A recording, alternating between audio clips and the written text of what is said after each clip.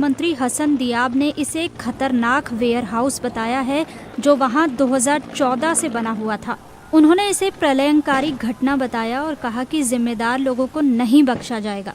वहीं लेबनान के राष्ट्रपति मिशेल आउन ने कहा है कि इस बात को किसी भी तरह से स्वीकार नहीं किया जा सकता कि आखिर कैसे 2750 टन अमोनियम नाइट्रेट वहां असुरक्षित तरीके से रखा हुआ था। धमाका इतना जबरदस्त था कि उसकी आवाज साइप्रस तक में सुनाई दी। अब ये जान लीजिए कि अमोनियम नाइट्रेट क्या है।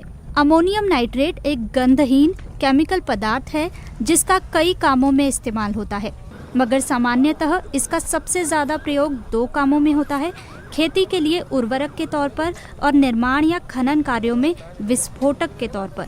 ये अत्यंत विस्फोटक केमिकल होता है।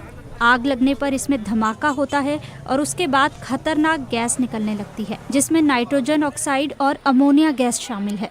चूँकि ये अत्यंत ज्वलनशील केमिकल होता है, इसलिए इसके रखरखाव के लिए कड़े नियम बने हैं। इसमें ये सब प्रबंध जरूरी हैं, जैसे वो स्टोर पूरी तरह फायर प्रूफ होना चाहिए, साथ ही वहाँ कोई भी नाला, पाइप या गटर नहीं होना चाहिए जिससे अमोनियम नाइट्रेट जमा हो सके। लेबनान में धमाके के बाद अब जांच हो रही है कि आखिर वेयरहाउस में रखे अमोनियम नाइट्रेट में आग कैसे लगी। अमोनियम नाइट्रेट की वजह से पहले भी कई दुर्घटनाएं हो चुकी हैं।